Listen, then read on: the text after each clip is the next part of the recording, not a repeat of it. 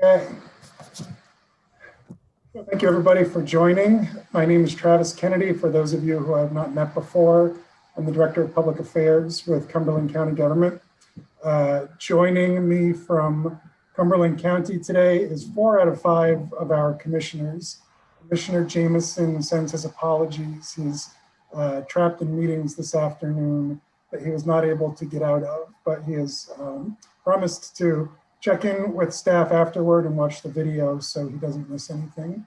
Also joining our sort of core American Rescue Plan Act team in the executive office, Jim Gailey, the county manager, Alex Kimball, the deputy manager for finance and administration, Kristen Stiles is the director of community development, and Catherine Cahoon is our special projects coordinator.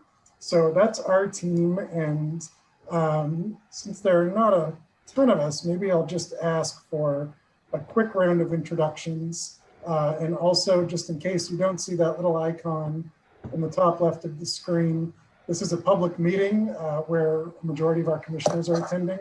So this meeting is being streamed live on our Cumberland County YouTube page. I'm just going to go down my participant list, and I'll just shout out names and ask people to introduce themselves and who they're representing, starting with Commissioner Gordon. Well, good afternoon. My name is Steve Gordon. I'm from District 3 in Cumberland County, and I am chairman of the board. Commissioner Coward. Hi, Tom Coward, Commissioner District number 4, which is Westbrook, South Portland, Cape Elizabeth, and a little slice of northern Portland. And thank you for all coming into this. This is part of a process that we've already had other public input. Has been very interesting and very helpful. So I'm looking forward to having a discussion. Commissioner Witonis. Oh, yes, I'm Susan Witonis. I'm out in the Royal community. Thank you, everybody, for attending. Commissioner Cloutier. Hi, I'm Jim Cloutier. Mike Brennan will recognize the little slice of Portland I don't represent that's in Tom Coward's district is 5-2. I represent the rest of Portland, including, of course, the islands of Portland. Glad to be here. Representative Green. Hi, everyone. It's me and my nervous dog. I'm Kathy Green, and I represent Falmouth, Cumberland, Yarmouth, Gray, the outer part of the city of Westbrook, Chebeague Island, and Long Island in the Maine Senate. I'm sorry, Senator Green. Matt Sturgis. Good afternoon, everybody. I'm Matt Sturgis. I am a constituent of Senator Breen's, luckily. I'm also the town manager for the town of Cape Elizabeth. Representative Brennan. Oh, Mike, you're muted. I'm Michael Brennan. I represent District 36, which is part of Portland. Representative Kessler. Hi, everybody. I'm Chris Kessler, and I represent a part of South Portland and a little smidgen of Cape Elizabeth in the main house. Representative Salisbury. Hi there, I'm Sue Salisbury, and I represent House District 35, which is part of Westbrook. And Representative Morales. Hi, everyone. I'm not on video yet because I'm in the car, but I represent South Portland and House District 33, which is the west end of South Portland. And I'm so happy to be here with all of you. Thanks. Thank you, Victoria. So that's everybody who's here now. And if anybody else joins, I'll make sure to admit them and have them introduce themselves. So very quickly, our agenda is basically 2 items. And the first one ought to be pretty quick, which is that I'm going to share a brief, I promise, slideshow, just giving you all a little bit of background on what the county has done so far regarding ARPA funds and what our plan is moving forward, just to level set everybody's background on our process. and it's only about 10 slides, and let me get it on my screen right now, and I'll walk through it as quickly as I can. There is at least one point that I do think is going to be important for me to highlight, so you'll know it when I get there. Can everybody see the PowerPoint presentation? See some yeses? Great, okay. So background, you all know this already. In March, Congress passed the American Rescue Plan. President Biden signed it into law, allotting roughly $350 billion, state, county, and municipal. Payments are split into two tranches. Cumberland County's allotment is $57.3 million and change. We have received our first payment of $28,650,000. That came in May. Some broad categories of what's allowed: supporting public health, addressing negative economic impacts, replacing public sector revenue loss, premium pay, water, sewer, and broadband. Not allowed a whole bunch of stuff: reducing taxes, debt service, legal settlements, rainy day funds, pension account, extraordinary funds at least, infrastructure outside of those big three, unless it was budgeted previous to the pandemic, and general economic development or workforce development, unless it's related to the pandemic, those industries that suffered. Funds spent improperly, of course, will be clawed back.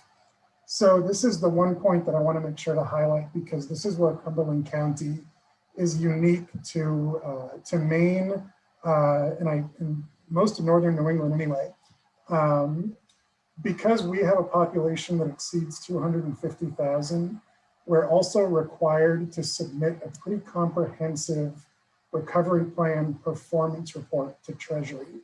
And so it's a good thing in a lot of respects, because it requires us to develop a plan designed to hit certain matrices, some that we develop and some that will be developed by Treasury, in order to show that we're investing these funds in a way that has a positive and fair impact across Cumberland County. More details to that I'm not going to dive into in this call because it's not the purpose. You can certainly follow up with me if you're curious about it. I believe the state has to do one as well, but other than the state, only Cumberland County and Maine is required to do this. So we file one of these reports annually. The first one is due at the end of August currently. We suspect that that might change. We have to post the reports on the county website, and those reports require more oversight and more reporting on our part for the purpose of the funds that we're expending and what goals they're meaning to hit. In particular, that they're being used fairly and helping, in particular, populations of people who are either disproportionately affected by the pandemic or generally are in more need of support. So I just wanted to make sure that that's something that our participants are aware of, because I don't think that it's something that the rest of our communities have had to look into at all. It's also why, if you've been curious why we haven't spent any money yet, that report and what's required in it is giving us pause to do a lot more due diligence in advance. We're bringing on a compliance expert before we start spending funds, and we want to make sure that we're hitting those goals and we're defining them clearly before we start spending money. So some key dates: July 16th is the deadline to submit comments. We did submit some comments, in particular asking for clarity on some things and also for expanding eligibility for broadband projects, purely to match what the Department of Treasury has defined as sort of a minimum standard, which I can get into later if anyone's interested. We expect final rules in the next couple of weeks, at which point we know exactly what we can and can't do.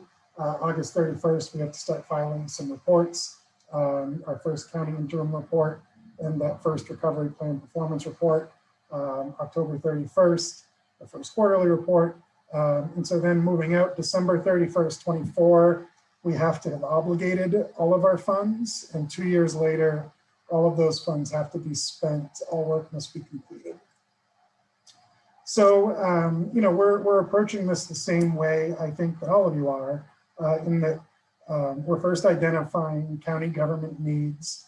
It's based almost entirely on formulas that were developed from the Treasury Department to identify our losses and also what investments or expenditures we need to make to respond to the pandemic.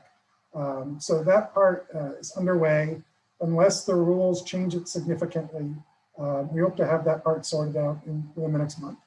And then the rest of it is regional needs, which is what we're really curious about talking to you all about.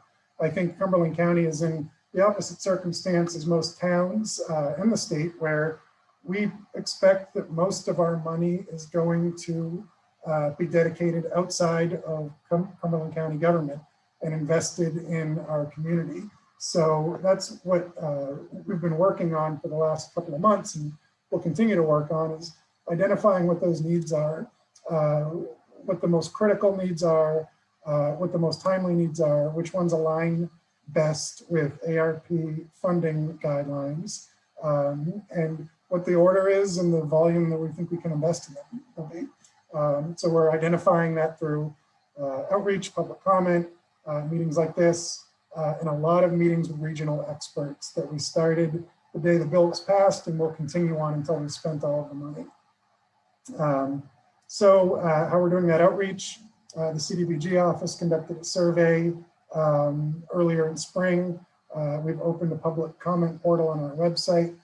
Those comments have been pouring in. We held a public hearing. Representative Brennan participated, and we're continuing to meet with issue specialists. These are just some things that have popped up immediately that both align with what the funds can be spent on and what we've at our first sweep identified as timely and that qualify. So housing and homelessness, economic development and tourism, substance use disorder and behavioral health, sewer, water and broadband, childcare and education, and direct household supports. This is what you're participating in right now. This is the third of 3 regional meetings that we're holding with county commissioners, municipal leaders, and state legislators. Purpose, I think, is to identify through your expertise what's critical and qualifies, but also what can we work on collaboratively, so we're not competing against each other to solve these problems and getting the biggest bang for our buck by investing on these things together. Again, as I mentioned before, in August, we hope to present to the commissioners what we've identified as county losses that need to be made up, county investments that need to be made. And then in the early fall, we hope to, again, we'll have that regional plan developed. So we hope to be able to present the first draft of that to the commissioners, along with some recommendations on short and medium term investments. Ongoing, we'll continue to collect public comment. We'll continue to develop and update those spending plans till all the funds are expended. So that's the end of my presentation, and I'm going to bring it back to the main room now. And from here on out, we largely want to hear from all of you, because you spend a lot of time in your communities with your constituents, with the agencies serving them. And I know that on the legislative side, you've just gone through marathon sessions of the state budget and of the state federal ARPA spending plan. So you probably may already have some sense of places where we could potentially help fill gaps that were left in that plan, or that may just be ripe for collaboration with the county and municipalities. I wonder, Senator Breen, would you mind just taking a minute to talk about where the state ended on in particular on the federal ARPA spending plan, but also the budget, and how some of these things may align. And then I'd like to kind of open the floor and ask for feedback from everybody. Sure. So we passed the budget a couple of weeks ago, and then we passed the ARPA plan bill late yesterday. The governor signed it. It does have a lot of resources for the things that you outlined, Travis, that, you know, the Treasury guidance allows, promotes. In particular, there's $50 million total for affordable housing. In addition to, you know, there's money that came in the ARPA specifically to entities all over the state. So what we're talking about with this bill is the $978 million that did not have a target other than state government when it came into state government. Again, there's 50 million for affordable housing. There's $10 million through Maine State Housing for homeless shelter support. There's a ton of stuff for workforce development in general, and then also specific to the healthcare industry and field. There's quite a lot of stuff for infrastructure. Yeah, I could, if you give me a minute, I can get my list out. But I guess where I do see a lot of opportunity for collaboration, I would think in particular would be housing. Affordable housing is an enormous need. And I'm sure other legislators have more ideas. So let me get my list up while other folks speak. Great. Thank you, Kathy. That's really helpful. And I also, before I open it up, Jim, Alex, Kristen, Catherine, commissioners, is there anything that I didn't hit on in my opening presentation that you want to make sure we cover before we open up the conversation? I think it was great. Seeing any mutes turn off. Okay, thank you. Thanks, Travis. Well, so I think housing is a great opening to this conversation, and I just want to ask the legislators and Matt, right? Matt, you're our only, bless you. So I want to ask the group, let's maybe start with housing, but I also want to give people the opportunity to bring their ideas forward. But I expect that housing is going to take up a good section of this conversation. So who has thoughts about it? Who has some insight? What do we think about collaborating on affordable housing with some of these funds? And I think we can be reasonably informal. Hands would be great, but if you just jump in, no one else is talking, I'm not going to bark you down. So who wants to begin? Representative Kessler. Thank you very much, and glad to see you all today. I'm glad that you're taking interest in getting feedback from us. I would say that a lot of my focus over the past session has been on housing issues. And I mean, you guys have seen this housing market really go insane over the past, decade, really. And it really has created a crisis for a lot of people, not just for those who are homeless and at risk of homelessness, which that population is growing, but for just people trying to stomach the increase in property taxes due to the revaluations and trying to keep things steady for fixed income people to stay in their homes. So certainly the county property tax portion of their bill being reduced would be very helpful. Also, just a lack of homeless services in rural areas in particular. We certainly have a lack of service centers in Portland in general. We only have Preble Street. South Portland is experiencing a much greater need for shelters. So, and we just absolutely need to help subsidize the building of more units and just getting as many units on the market as we possibly can, and not just market rate, but we need to get more affordable housing units for families in particular. There's been a lot of focus on like the 1 and 2 bedroom units, but there's an absolute lack of housing for growing families. So that's just the first idea. And I know that Representative Morales is very much more tuned into the nitty gritty of the problems. I would love to hear what she had to say about that.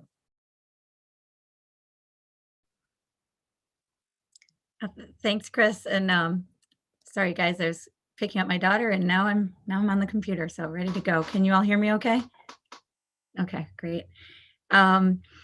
Yeah, I think everyone knows the need about housing, and thanks, Senator Breen. I mean, we did a tremendous, and the Appropriations Committee really did a tremendous job to identify that need. But really, when it comes down to it, $50 million maybe will get us 500 units of housing in the entire state of Maine, when we are at a 20,000 unit gap in the entire state of Maine. So the need is just so much greater.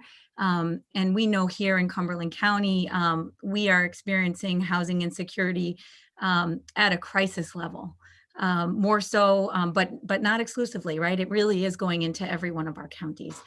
So the way, I sit on the Criminal Justice and Public Safety Committee. And so I think the way that I was thinking about this funding for our county, specifically with, the bulk of the work that our county does with folks who are entering, exiting our jails, really largely is around some of our most vulnerable folks. And in talking extensively with our DAs throughout the state, but particularly DA Sarback and our Sheriff Kevin Joyce, and our recovery experts, as well as our housing providers, our nonprofit housing providers, we are trying to think about, how can we fit some of the needs that you have in just the work that you're doing now, which will, get folks housed either before they come into our jails or as they're exiting our jails, because we know that when they don't have housing, they're likely to enter the jails more. And when they don't have housing, they're likely, once they're released, to come back in. And so everyone is pretty much, in agreement that that is the case. And so, it will really help the taxpayer if we're able to use this funding now to stop that cycle. So we've been thinking about, and I'll just name these 3 areas of housing supports for, defendants who are going through some of our substance use disorder courts, our drug courts, our co-occurring disorder courts. And when we talk to the folks who are working in those systems, they'll say, folks really can't be successful if they're not housed. And so that's that would really add value to a lot of the programming that you already support with the Cumberland County taxpayer dollars. The second piece is that reentry housing. And, Sheriff Joyce can talk a great deal about that. And so having reentry, whether it's with recovery homes or, just supports for folks, as well as access to housing and even housing vouchers and things of that nature. Housing navigators, which we did fund in this budget with the ARPA funds at the state level, which hopefully will be very helpful. And then the third thing is, really thinking, and I've been working closely with DA Sarback and with Kevin Joyce about that homelessness to jail sort of pipeline, and what can we do to prevent that? And so thinking about initiatives in that along those lines is sort of where I'm at when I wanted to present my ideas to you all. So thank you so much. Thank you, Victoria. Mike, you and I talked earlier about homelessness and programming regarding sort of more universal support. Do you want to talk about that a little bit? I have a feeling the subject's going to be on everyone's mind. Okay. Sure. Thanks a lot. And maybe Senator Breen will jump in on this as well. But the $10 million that she mentioned before that was put aside for homeless really tried to capture ideas that were presented in 4 or 5 different bills in regards to homelessness. And it had to do with subsidy of existing shelters, and it had for both youth and adults. One of the issues that I've been working on, along with Representative Salisbury on the Education Committee, is that we've identified, or the Department of Education has identified, that there are between 2,500 and 3,000 students who are homeless in the state of Maine, over 200 just in the city of Portland. So we looked some of this $10 million to be set aside for vouchers that would be able to assist students who are homeless.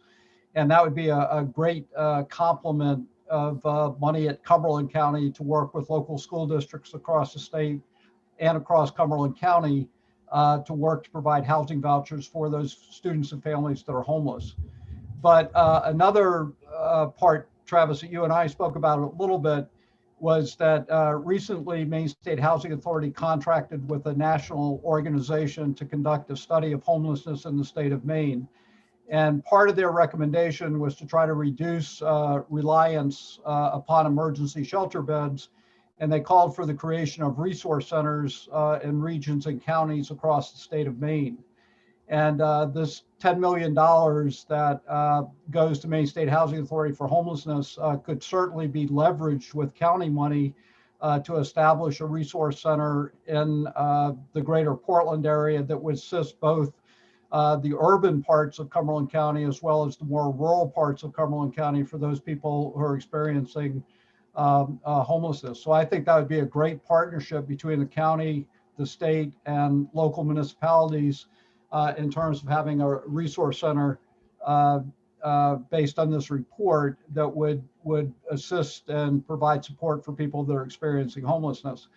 But I think another part that would also complement this, and again, I'd look to Senator Breen to kind of jump in on this. In the supplemental budget, we passed tens of millions of dollars of new money for behavioral health programs. So I use behavioral health by meaning mental health and substance use programs. We clearly are looking to rebuild the mental health substance use system within Cumberland County. And many of the people that are directly affected by that are persons who are homeless. So if we could simultaneously take the resources we have in the supplemental budget, the resources that we have in the ARPA budget around mental health, substance use, and homelessness, and create a resource center throughout that could serve all people in Cumberland County, and again, look at not only providing housing for persons who are homeless, but also complement that with mental health services and substance use services. That would give us a degree of infrastructure in the county that we just don't have at this point, that would be enormously helpful, again, not only for the urban parts of Cumberland County, but for the more rural sections.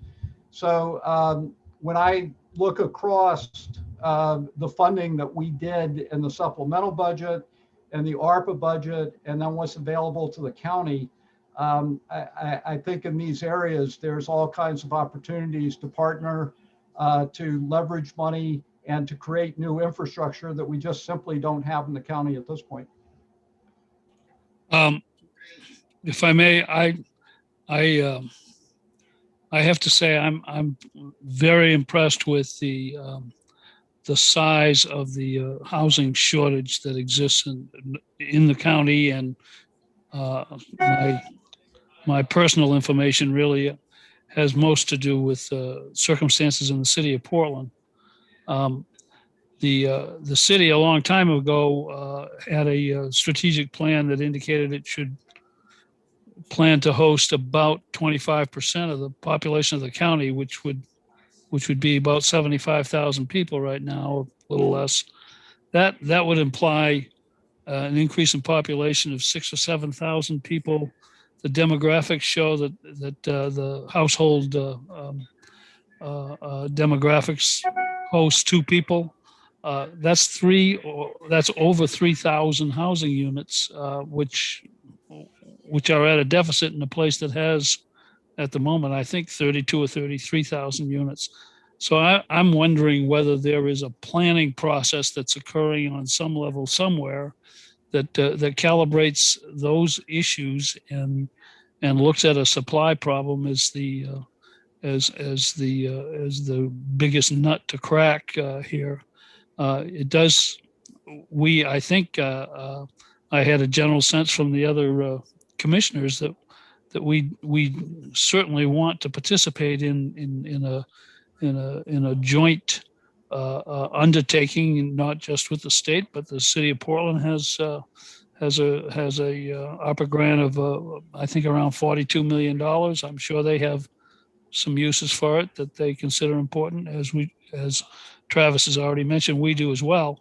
But assuming it all gets funded, and we'll know that October 1st, I suppose, for both legs of the payments, then we do have an opportunity to do some important things. But I think it's something to be concerned about, that we end up with kind of a scattershot smorgasbord of things that have some impact but don't maximize the opportunity that kind of one-time infusion of capital might allow us to accomplish. So I'd love to hear what others think about whether there is that kind of a planning operation in place that recognizes the scope of the problem. I mean, you don't have to be very clever if you're driving around the city of Portland in the morning or at night to see that every intersection is filled with people who are clearly quite needy. I was on the city housing committee 20 years ago, and the problems were evident then, and they've only gotten worse. And Michael sat in the mayor's chair for a while and clearly knew the situation inside and out in the time he was serving as well. So, but it does seem to me like a lot of the efforts that we've seen in the past is pouring a cup of water into the ocean in terms of addressing the scope of the problem.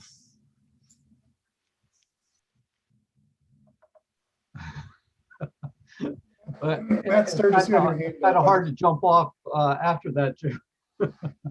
But I don't know if this is helpful for other people, but I kind of have three groupings of housing when I think about this. I've talked to Victoria about this, but I think we can talk about homelessness and almost a separate and discrete issue. We then talk about housing for special needs populations that Victoria touched upon, people in criminal justice, special needs, elderly persons, persons with intellectual disability.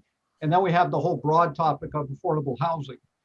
And when I think about affordable housing, particularly in Portland, I think more of workforce housing and how do we develop housing in certain income stratas reflecting certain jobs and pays and salaries that people have within the city of Portland, Westbrook, South Portland, and extending throughout the county. So that's when we start talking about what type of housing that's affordable to somebody working in a restaurant, somebody that's working law enforcement, somebody that's teaching, somebody that is a worker within the city of Portland. And the need for that type of housing and the type of subsidy is distinctly different than somebody that wants to buy a $500,000, $1 million condominium.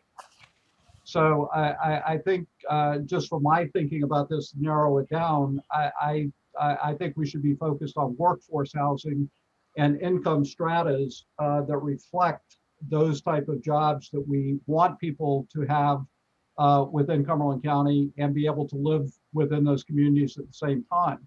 And Jim, you know this, 60% of people in Portland rent. So you have clearly a huge concentration of rental units in Cumberland County are in Portland. One of the questions, well, actually half the people in Portland rent, but they occupy 60% of the units. Right.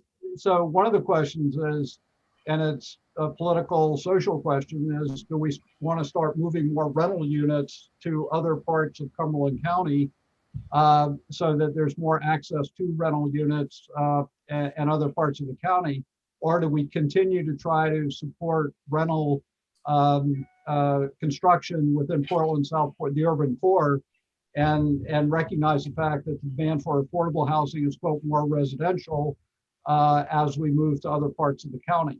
And that just requires different strategies and different types of subsidy. And I would add, Speaker Fecto put a bill in that was also passed this legislative session that's going to put together a commission to look at zoning, to look at land use, to look at municipal ordinances in terms of how those ordinances may hinder the development of affordable housing or how they might encourage affordable housing. So at the same time that we're looking at financial structures and the actual construction of affordable housing, I think it's also going to be helpful and important to look at some of the ordinances, barriers, and policies around land use and how that bears on affordable housing at the same time. But I think to answer your question more specifically, and Victoria might want to jump on this, and Chris, when I'm talking about affordable housing, I think we should really focus on workforce affordable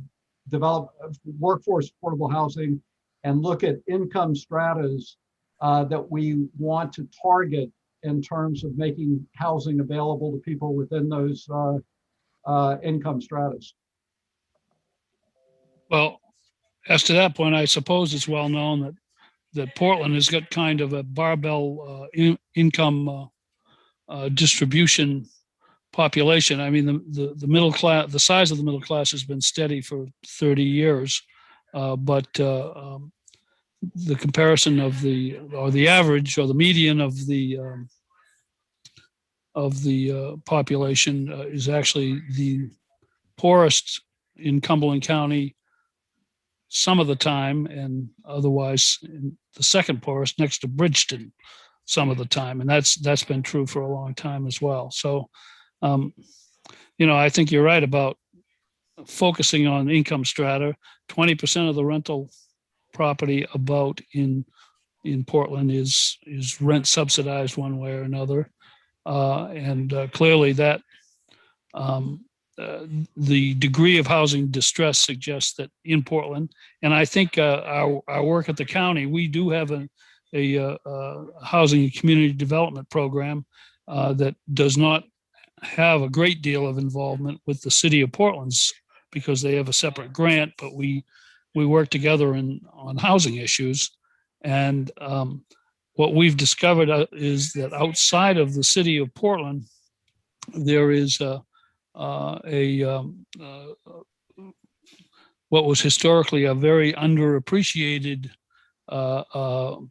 inadequate housing situation. And Kristen Stiles is on the call here somewhere, but she really had a lot to do with developing that research and getting it integrated into the thinking of our program. And so, there are other strategies other than just construction when it comes to homelessness and people who are in danger of homelessness. But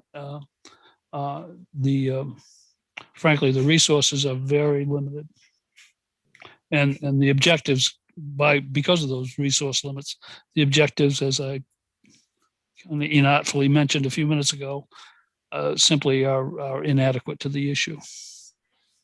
Matt Sturgis. Thanks, Travis. Great presentation as always. You do a great job. So thanks for making it very, very understandable, and I appreciate your work on that. I agree with Representative Brennan as far as the need for workforce housing and thinking about the young professionals and coming in, because we do need that form of housing in the region. Just because if they, we do not want to continue exporting our youth to Massachusetts and other states because they can't find decent jobs and affordable housing in the state of Maine, so we lose them. And the cycle just continues and continues, and the discussion quickly evolves into only having senior housing. There's a great need, obviously, as we're an aging state. However, we do need to have that workforce housing if we are going to do it. The other thing that I think we may want to consider, and this may be a larger issue from the state side of it, is a path to ownership for folks to be able to own their own home. As you know, it's one of the largest wealth indicators that people can establish themselves. If they end up owning their own home, they do so much better over the long run financially by having their own asset. The pride of ownership, Maine State Housing Authority has always been a strong advocate for ownership across the state of Maine, because people, when they do have that ownership level, in a single family home or 2 units or 3s or however you end up wanting to to do that, whatever recipe works for you. Seems to be a good way to establish that. The only concern from that also, I live up in Gray, is urban sprawl sometimes as a result that comes from that. So you're darned if you do and you're darned if you don't on that, obviously. But there's definitely has to be, Cumberland County is larger than just Cape, South Portland, and Portland, as we all know. And then I live out in the hinterlands. And so we need to consider that from overall county perspective as well when you're looking at the amount of funds. And the last part I had on this, and I very much appreciated Representative Morales's points on that as well, because I think, we may want to think about leveraging some of these funds to focus on our youth and to address the problem before it becomes a problem. And by that, I mean, addressing youth homelessness, youth education, get people through, the whole concept of, buy a person a sandwich, they're full one time, but teach them how to fish, they're going to be hungry, they'll be fed forever. So I believe in that strongly as far as a way to approach this. And if we can leverage those funds and help our youth to get the job skills that they need, have the housing so they can go there, they're not hungry, they're not insecure, and they can get the skills that they need to be successful people later in life, then we can look at a whole new generation coming up that maybe, the best cases of scenarios on a stormy afternoon here, I'll put my rosy glasses on. I would hope that would help us battle that as an issue. And it's not just the social issues. I mean, you want to look at substance abuse awareness, how you can get ahead of that before it becomes a problem versus having to deal with it when it does finally become a problem. So I think if we could find a way to leverage some of these funds to gain even greater funds in the future or in the years out, that could also support those important social programming that we need. So I know I had a lot unpacked in that one brief period, but thanks for the opportunity to speak. That's great, Matt. Thank you. Kristen? Thanks. I wanted to point out a few things when we're talking about these ARPA funds. Looking at the affordable housing piece of it, it is not clearly identified in the ARPA plan that we have so far what affordable means. So we're trying to find out if we can even build workforce housing, or what income level, if it's the 60%, if it's 80%, 100% of the area median income, because that will really impact what type of housing we're able to use with these ARPA funds. And I wanted to ask Representative Morales more about this. I think you know more about this than I do, but it's a big issue of, even if folks have a voucher, being able to find an apartment outside of the greater Portland area. And I know your work with the Quality Housing Coalition, it's so much easier to get those larger landlords on board than the mom and pop in the smaller areas. So I was curious if you have any thoughts on that, or anything that the county could do to help support the work that you're doing there in getting people with vouchers to get to remain in the communities that they live in. And in terms of building the affordable housing, I think we're all aware that construction costs are just going through the roof, and we're in a bit of a race against the clock, as somebody said earlier, dropping a cup of water into the ocean in terms of building it, that the cost keeps accelerating, and yet unless we're putting money towards these costs of filling those gaps, there's a bunch of housing units that aren't going to move forward right now.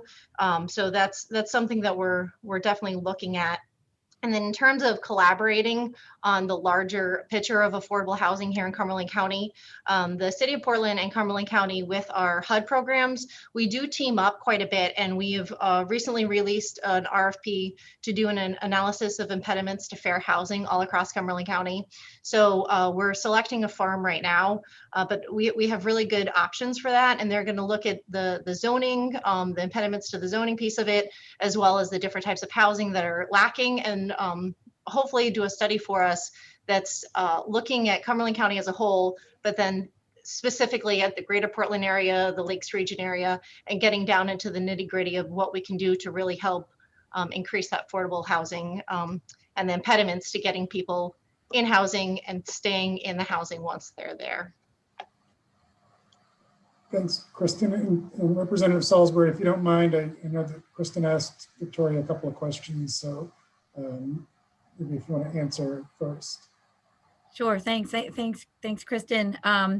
what we're finding at the Quality Housing Coalition is that when for landlords, for them to come on board, they really want to know that there's some financial backing to the unit.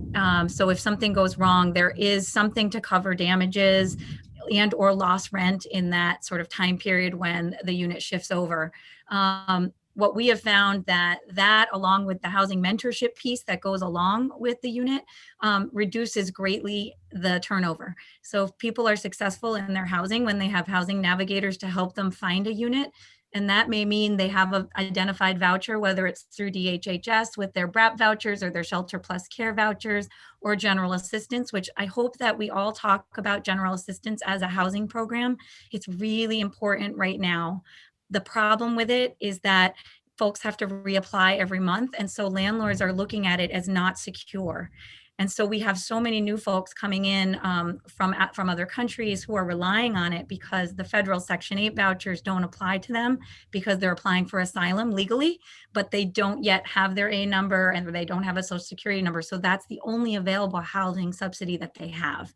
But however, it's hard to get landlords on board. But when we have this structure in place of housing navigation support for them, liaisons to help access resources for them, to tap into our systems of care already in our services, it's tremendously helpful, as well as the support, the financial backing. So Main State Housing has rolled out a new program through the CARES Act funding, and it's now transitioning probably over through ARPA funding to continue, but it goes up to $5,000 in guarantee to the landlord. They are also, which I think is really crucial, providing some supports for landlords to do renovations to their units so that they pass life safety code. As we know, we have the oldest housing stock in the country, and a lot of our units are not up to speed with life safety code, not only with egress windows and stairways and things like that, but they're not insulated. And so that's something that we see a lot in South Portland with units that don't have an R value that hold the heat in. And so once winter comes, and you'll see in South Portland, at least this past year in our school, our elementary school at Skillen, the reporting coming back is that there's a 51% transient rate among students. A lot of that is due to the rental units that they rent right now at Red Bank. A 2-unit is going for $2,300, not including heat or utilities. Now that is more than double my mortgage. I don't know how people are able to pay for that. But even a standard 2-bedroom unit that a Section 8 voucher will pay for, or GA, is around $1,700, which is still beyond my personal mortgage and probably beyond yours. So if we really think about what is affordable, how can we as a county sort of meet those gaps and fill that in as we kind of, I think, meet folks where reality is when we set these policies. So I think maybe I'll stop there because I have one more thought, and I don't know, Travis, if I can say it, sort of how I'm looking at these funds. Yeah. All right. I'll just say it and then I'll shut up. But you guys already do the CDBG process, and I feel like it's such a fabulous process for hearing from the community of what the need is. From our amazing community providers, and that, this really could be a way for you guys to set aside some buckets and then use that CDBG process for funding, those community resources that are already doing fantastic. Like when South Portland came to me and said, what should we do with our money? I said, well, if you really want to look at homelessness, let's look at the folks who are already working in this and doing an excellent job, and let's ask them what they need, rather than us build it up within ourselves or start something new. So I think we have the resources in our community, and that would be the way that I would suggest going, as well as using this opportunity to bring together to Jim's point, what's being done on planning. We've got a bill from Speaker Fecto, but it's going to take some time and it's statewide. But you can really pull together all of the town managers, all of the town planners, and talk about this issue and identify, where can we braid funding with the feds, with Main State Housing, to get the units that we need while we're supporting folks where they are right now. All right, thanks. I'm sorry to speak so long. Thank you, Victoria. Sue?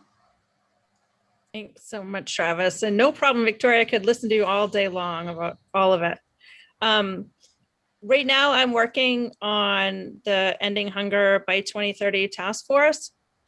And one of the things we've talked about, I think we've all heard before that hunger is the symptom of a bigger problem, and that leads right into this housing issue is definitely a big part of it, and reliable transportation and reliable work opportunities kind of all tie together. And if I could just stray just a little when we talk directly about using some funding, and I'm new to this. I'm a first term representative, so I'm going to just throw out some things and you guys can direct me if I'm in the wrong ballpark here.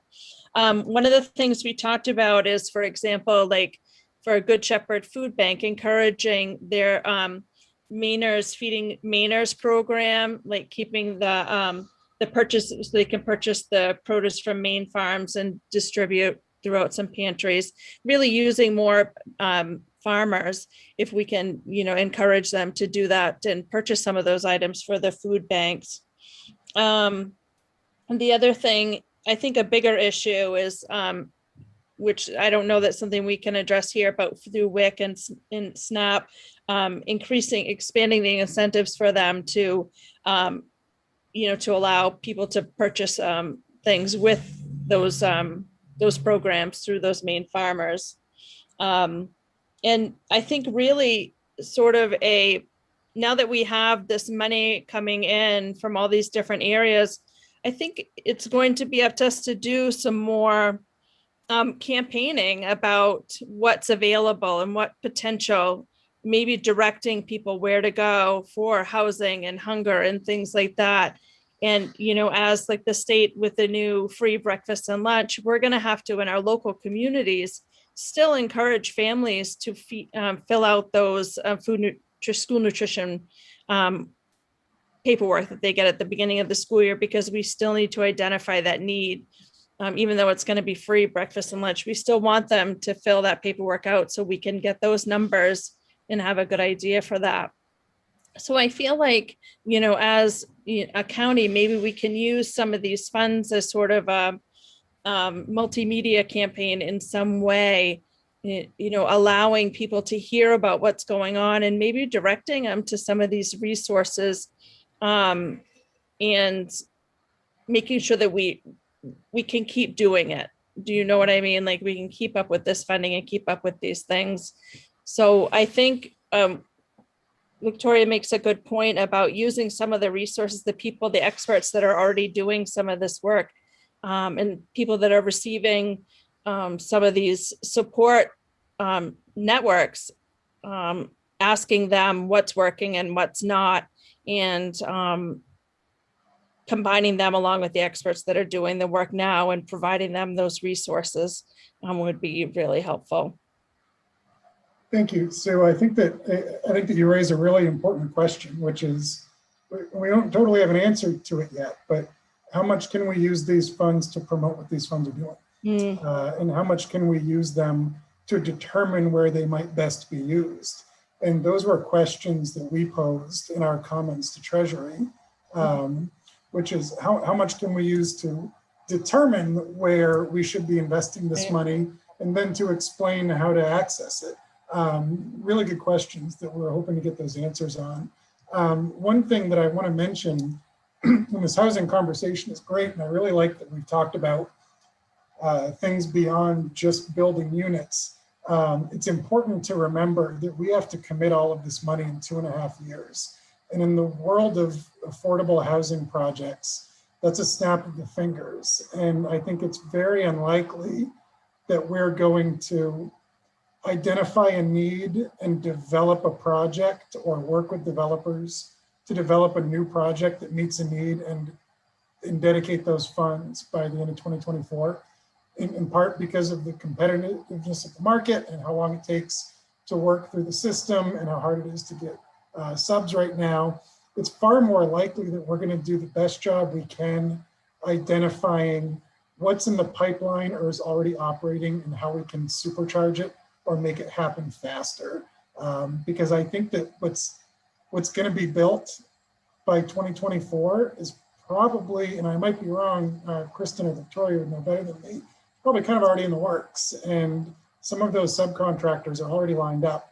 And so I think that identifying where we can make the biggest and most permanent difference in what is already scheduled to some degree, what we can make happen faster, what we can, to your point, Victoria, what we can make warmer and more efficient, and so on, is probably where we're going to do our best work on housing. Certainly homelessness is a different conversation, and in some respects easier for us to spend our money because some of those things are already underway that we can contribute toward. But on the housing side, I do think that we're going to do our best work figuring out how to make what's already running to some degree run faster and stronger. Does anybody else want to talk about housing, or do we want to move on to other subjects? I see Matt's got his hand up again. Matt? I'm ready to move on to, I thought you were teeing me up for this next comment I was making, Travis. As far as being able to deploy funds quickly into the region, I know that all, if maybe minus maybe one or two, but I think I can speak securely, the majority of the communities in Cumberland County all have shovel-ready infrastructure projects that many of us put a lot of work into to provide to Representative Pingree office earlier this year for different projects on the earmarking side, as well as later to Senator Collins and Senator King.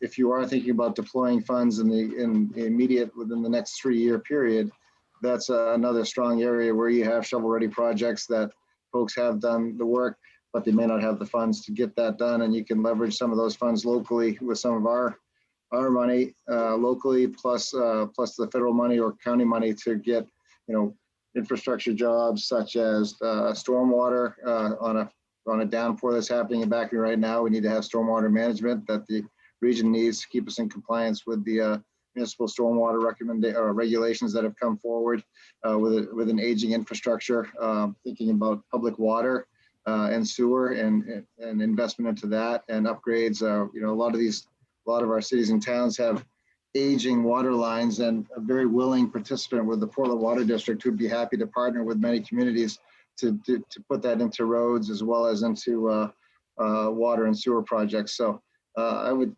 and the other plus side of it to me on that is that you get a long range bang for your buck for money that may come in the short term. We can also use those funds to put in for some of these are 50 to 75-year projects once they're underground, especially on water infrastructure. So just some thoughts there.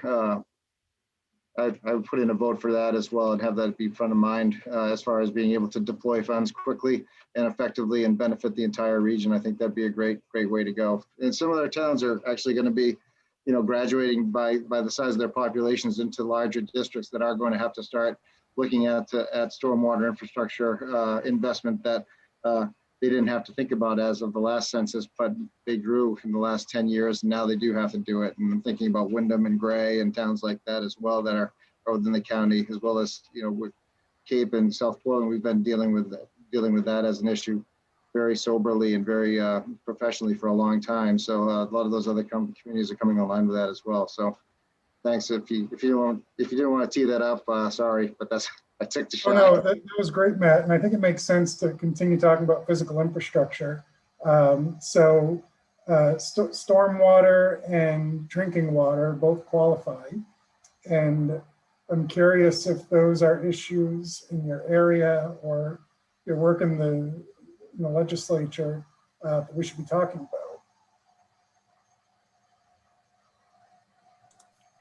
about. Well, Is again, everybody able to hear me?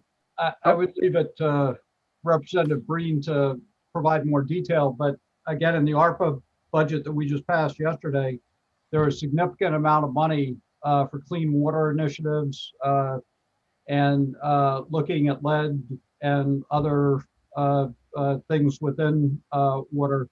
So clearly there should be some state money that again would be able to complement initiatives within Cumberland County around clean water, stormwater. And I don't know what conversations people have had recently with the city of Portland, but obviously there's a huge amount of construction that's going on in Portland right now due to a consent decree with the federal government around Casco Bay and clean water.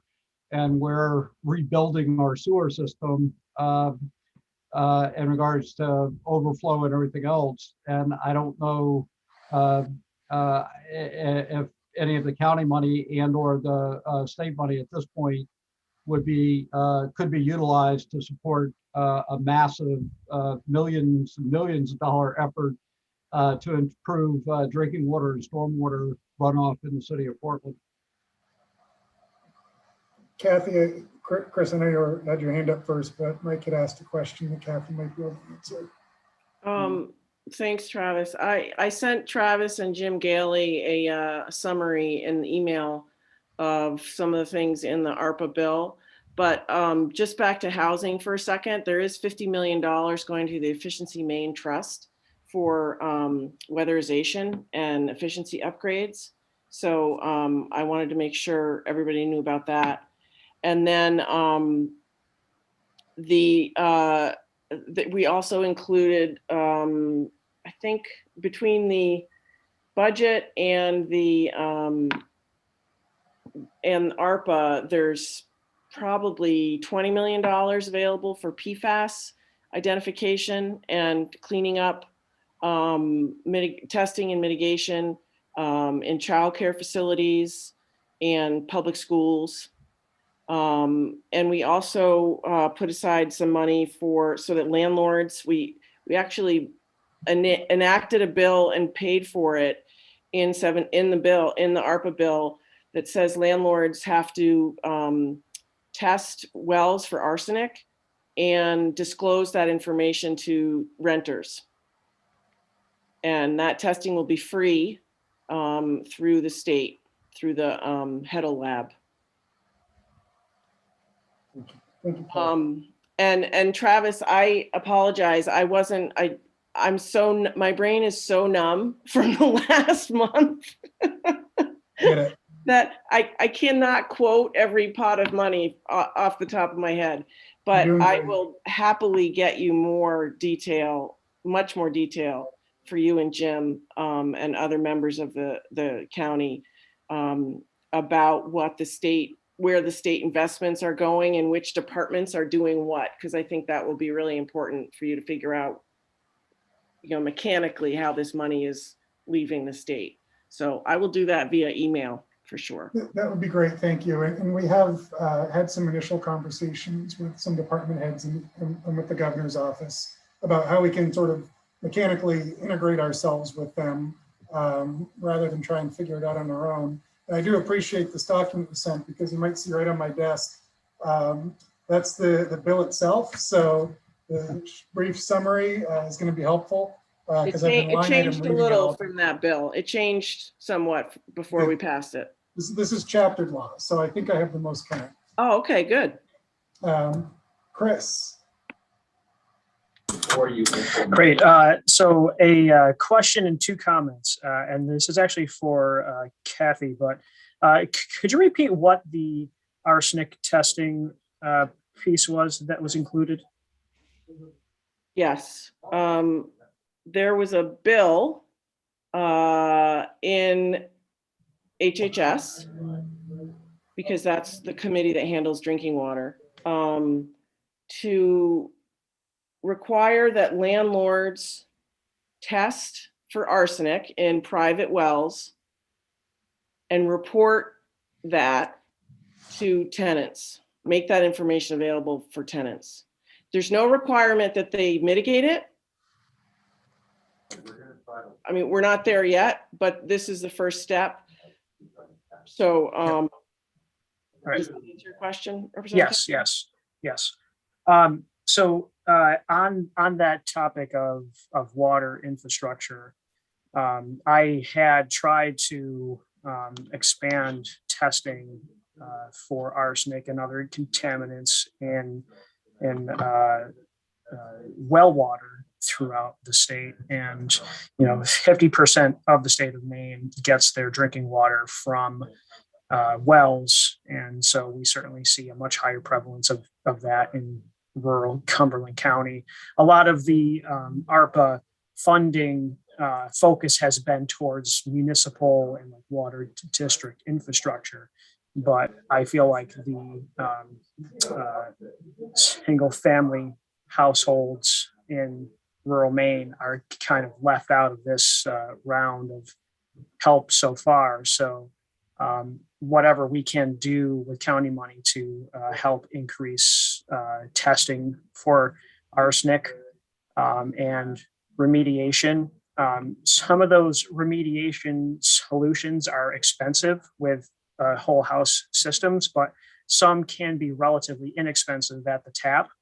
And so that could help get families through in the short term. So some focus on that. The other thing that Senator Breen mentioned was about the funding for weatherization with Efficiency Maine. That is one of the low-hanging fruits that we have in the state to both reduce people's energy bills and improve comfort and indoor air quality, which improves health. The main issue that we have right now is the workforce issue. We have very few contractors doing all of the work in the state of Maine. And so being able to help Efficiency Maine with workforce development will be crucial. And also augmenting what they do, at least when it comes to the work that CDBG programs have already been doing. Like, for example, in South Portland for years, we had the Warm Home Cool City program, where we would do audits and weatherization on a handful of low-income households in the city. But the funding was only there for like maybe 6 to 10 homes per year. But that program was really successful for the people that it helped. And just one anecdotal, story was, I did an energy audit on a woman's house in South Portland, and she was burning like 1,500 gallons of oil because she just didn't have a front door. And those were the kind of things that we were able to catch in that program. So helping to augment that program, I think, would be a very good use of that federal money. So, thank you, Chris. Tom Coward. Yeah, just a brief comment. This is kind of been triggered by Matt Sturgis's point about water infrastructure. The first time we had a public hearing on this topic, a month ago or so, the Carrie Lewis, the general manager of Portland Water, came down and put in a pitch for whatever money we wanted to contribute to them. I think she mentioned a couple of projects in North Wyndham and things like that she specifically had in mind. So, I mean, it is just for Matt's benefit, it is on the table from Portland Water District. They've already put their hand up and said, yeah, we've got stuff that would qualify and we'd be interested in putting it through. Thanks, Tom. Mike Brennan. Yeah, Chris, thanks for coming. I see you're checking out, but it's you always have a lot of interesting information for us when we hear from you on this kind of stuff. So thanks.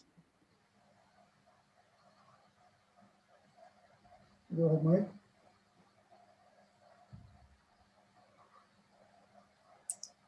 Mike, do you have something to? Can you hear me? All right, but yeah, and to your point, Tom, we have been talking with Portland Water District about some creative new technology that may be deployable and qualified, and that could make a large regional difference. So we are exploring all these avenues, and in some cases we're exploring how can we make a difference without investing almost all the money in a couple miles of pipe. And there may be some other solutions. So, we're excited to be learning about some things that Portland Water District may be able to do in the Lakes region to improve water quality without making an enormous investment there. Steve Gordon. Yes, thanks, Travis.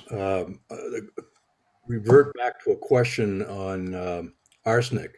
Is that rule going to also affect publicly owned buildings? Anyone know? Chris is going. And the reason I ask that is that you have schools in the rural area that have their own wells, et cetera. And I wonder if that was given some consideration, because that would be very important. Arsenic is, having been in the water industry all my life, arsenic is something that we should consider. I'm glad to see that it's happening.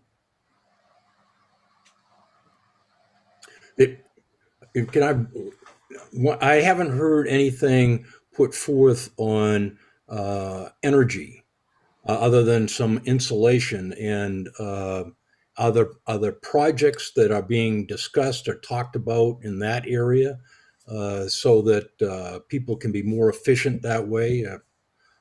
I know, for example, that the water district in Yarmouth is giving some consideration to trying to put forth a solar farm to help them with their pumping. Are there other projects like that would assist? The other thing that I'm surprised I haven't heard mentioned here is that no one's talking about broadband. And yet, that's where our future is for our population. There's Especially $130 million coming for broadband expansion. Especially for the elderly, because that's, telemedication, telemedical is going to be the big thing. Well, I'm glad to hear that, but I'm not hearing anybody from the state picking up that flag and running with it.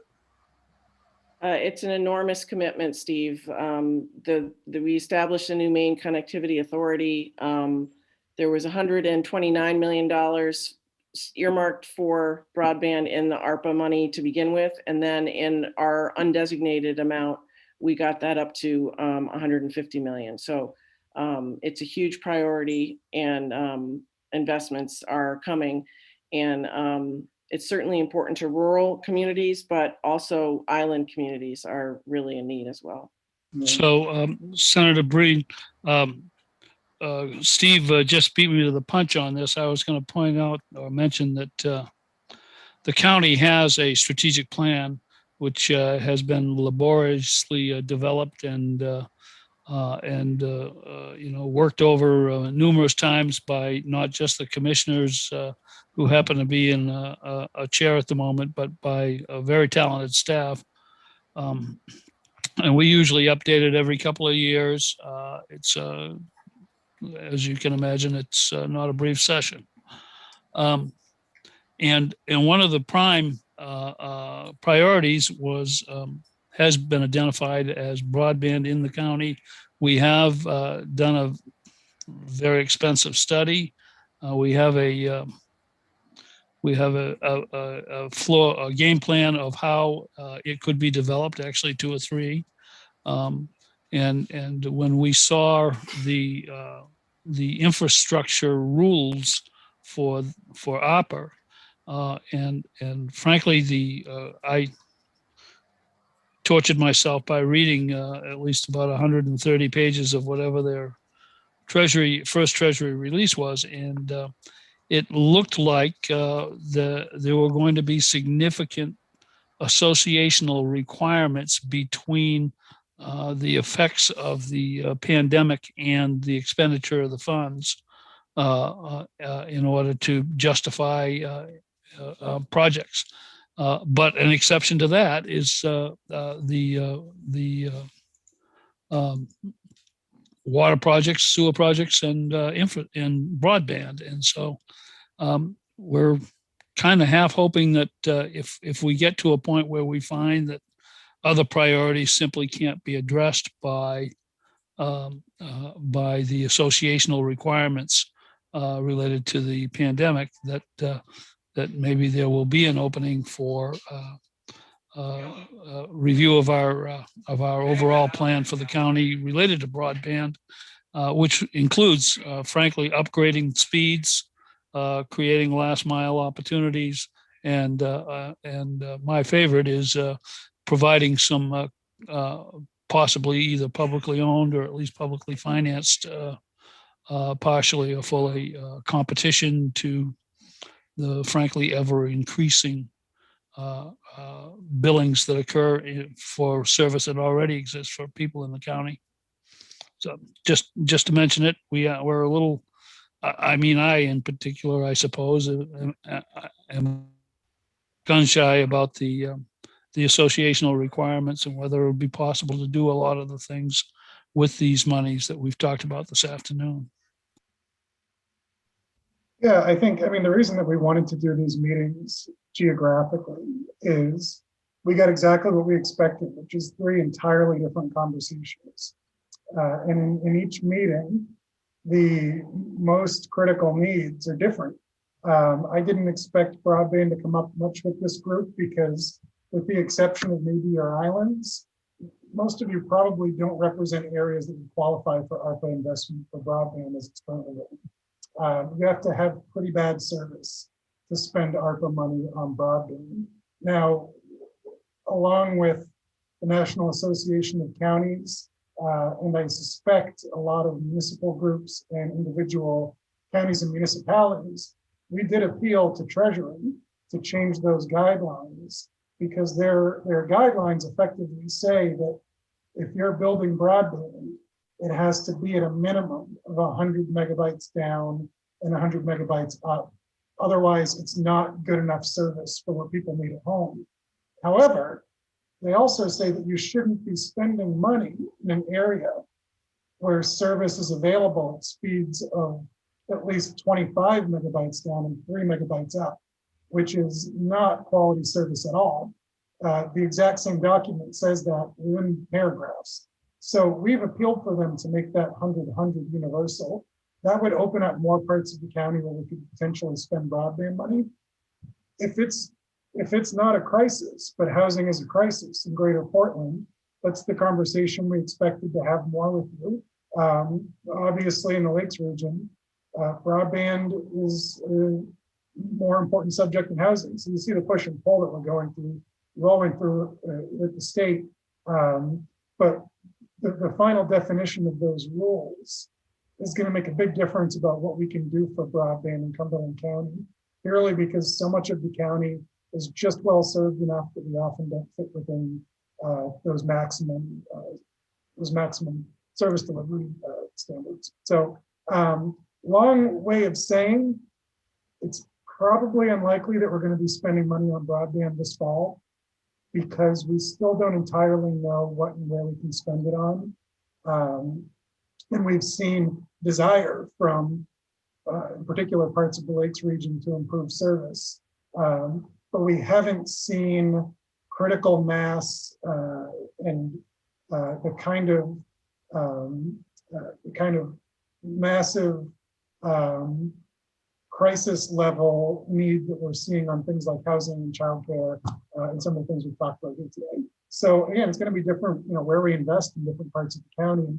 We want to try and take care of everybody to some degree, but it just might not be something that ARPA goes toward in Greater Portland, because we can't, and it's not rising to a level here. It doesn't mean that it's not something the county isn't going to remain in and continue to try to improve and solve.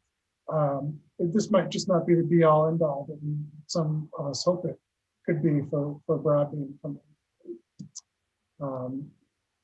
Do people want to talk more about broadband? We have a hard out at 5 here, which is largely my fault because I have to move on to another meeting, but we can talk broadband. If there are other subjects that we haven't got to yet, I'm happy to open it up. Mike, you've had your hand up for a while, but I called on you earlier and maybe you couldn't hear me. I'm sorry. I was probably preoccupied with something else, but thank you. And just to back up for a second, and again, Senator Breen can correct me, but I think there's $50 million of ARPA money that's already also been dedicated to weatherization. And that will have a significant positive impact in Cumberland County and across the state in terms of energy efficiency and just making houses more energy efficient. So I think that's a real positive step. Also, because of the pandemic, we've made significant investments, as Senator Breen's already pointed out, and broadband specifically related to education. And the Department of Education has done numerous surveys across the state, and we have been running about 85 to 95% connectivity with broadband through our educational forums. So there's clearly a lot more investment, a lot more needs to be done, but COVID has kind of moved us along a little bit more quickly because of Zoom and because of what schools need to accomplish on the education front. And just to back up for a second, when we talk about water, I want to make sure that I put in a plug for dredging in Portland Harbor or the Port of Portland. And Senator Breen was very helpful in making sure that we got $10 million in the recently passed ARPA funding budget for that dredging project. And I know, Travis, you and I have had some conversations about how well it fits into the regulations, and hopefully as the regulations continue to evolve, this type of project will fit into those regulations. And I think, at the very least, as an economic development project, it certainly bears significant consideration within Cumberland County, if not the rest of the state. So I want to make sure that I put that on the table. And the last issue, to skip over to something else, again, because of Senator Breen, we got money in the supplemental budget for the very first time to fund free clinics within the state of Maine. And 2 of those free clinics are in Cumberland County, one in Brunswick and one in Portland.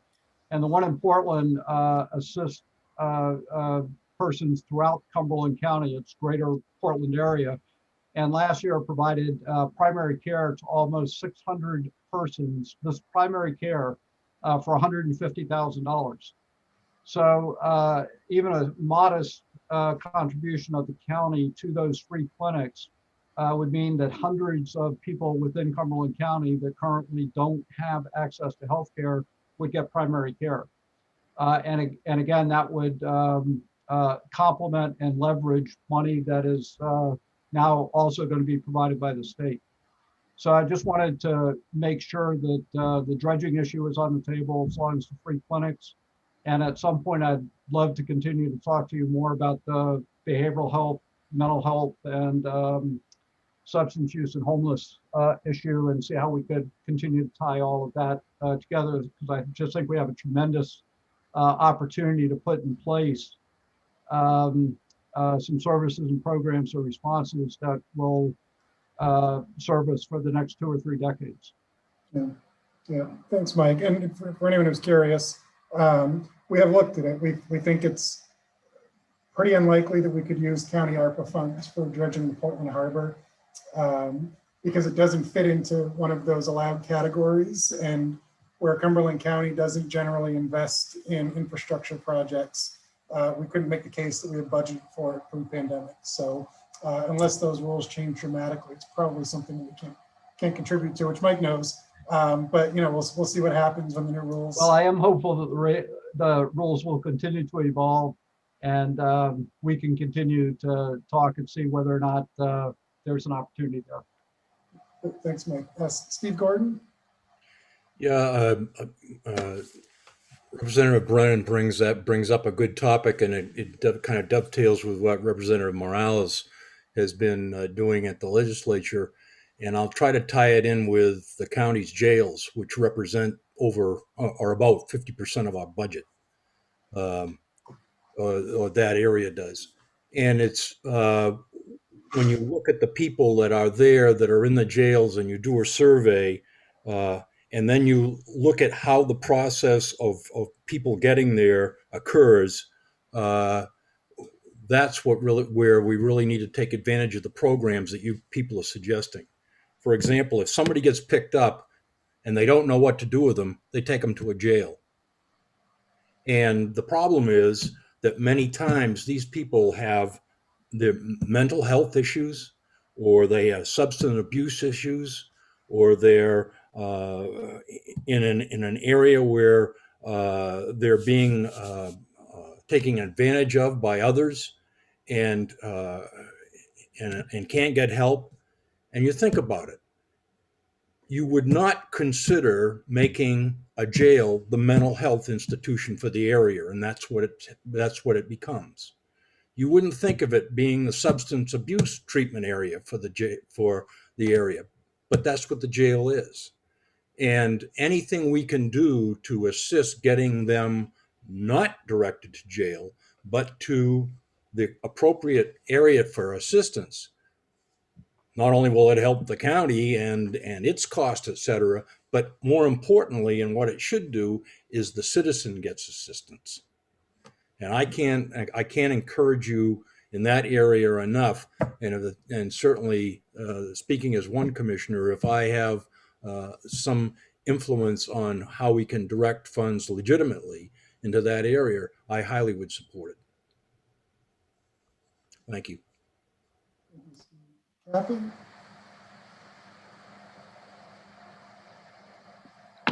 Thank you. To the point about mental health, we're very, very well aware of those dynamics and continue to work every session on improving those dynamics and outcomes.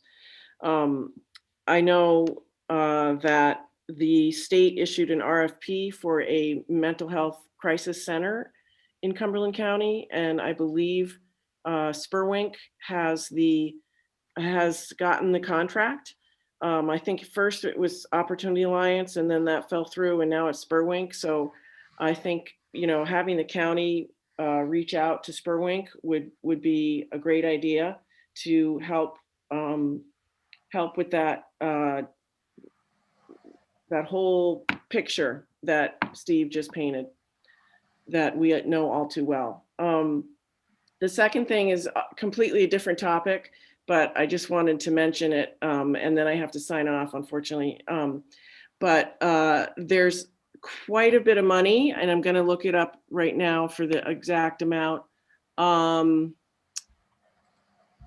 There's approximately $20 million available for food processing, meaning trying to build out infrastructure for local food production, value adding to what's grown here, and distributing it here. Obviously, this is a big, Cumberland County is a big consumer of those foods, and Cumberland County and the city already have some of that infrastructure in place.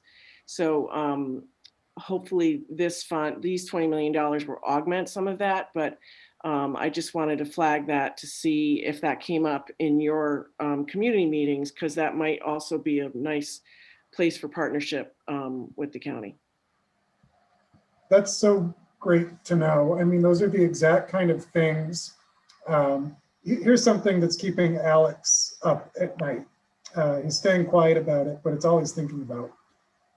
Every investment that we make outside of our borders comes with a long tail of auditing and tracking and auditing sub-awardees, and it's a daunting process to give out this much money with the requirements that are understandable from the feds to make sure that it's being spent in the way that they want.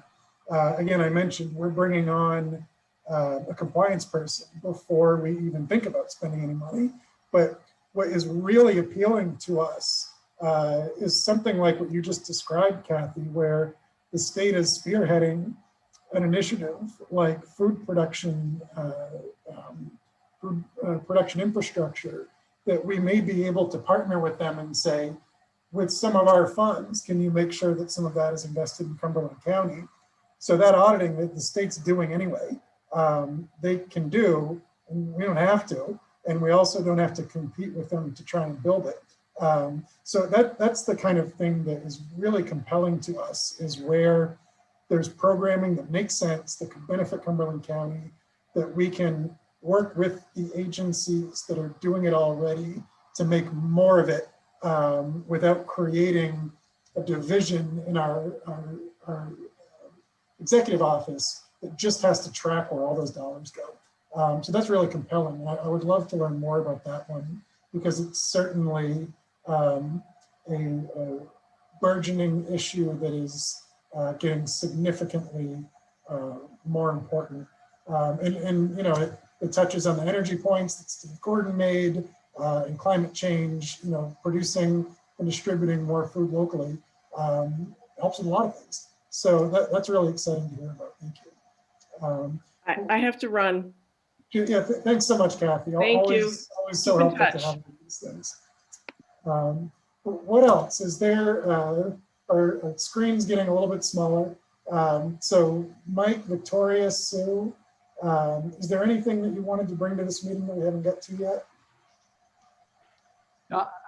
I just want to emphasize again, Travis, two things. One, thank you for doing this. It's very helpful to be able to talk to the county commissioners and to see the county commissioners and Manager Gailey and others. So we really appreciate that. We appreciate the outreach effort, you know, to be able to talk to legislators. And I just, what I keep hearing over and over and over again in this discussion is what we're trying to do at the state level in terms of budgets and what we're trying to put resources in are directly aligned with many of the things that you want to do, we want to do in Cumberland County. And I just think the more that we can work with the individual municipalities, the council of governments, the county and the state, we're going to be able to leverage a significant amount of resources in key areas and ways that we've never been able to before. So I hope that we'll continue these conversations and that we'll continue to look at ways that we can partner and take advantage of a very unique financial situation. Yeah, I have to agree. Oh, sorry. Go ahead, Victoria. I keep interrupting you every time. Go ahead.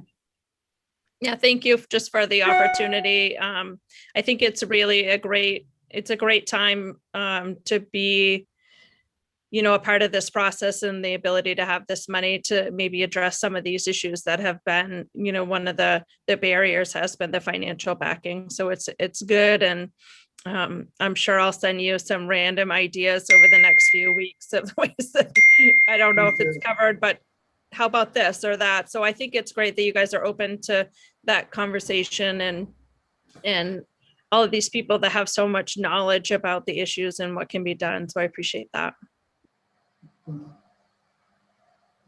Yeah, I won't reiterate that, but thank you for having us all. You know, I just keep coming back to when we design our systems for the most vulnerable among us, we remove barriers to accessing services and everyone does better. And so I think keeping that in mind as we think about sort of what are the foundational pieces that our citizens really need right now and that they are struggling the most with, and then going as far upstream as possible.